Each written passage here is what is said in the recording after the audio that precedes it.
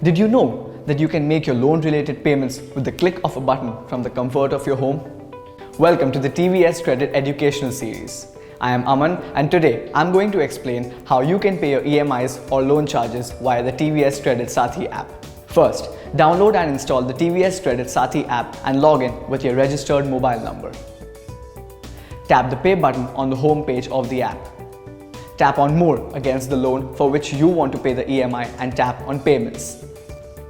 If your loan details are not shown, you can tap directly on the Payments button under the Pay via Agreement number, type your agreement number and click on Proceed to Pay. Enter the amount to be paid. You can now select from the different modes of payment available such as debit card, net banking, UPI and other payment apps.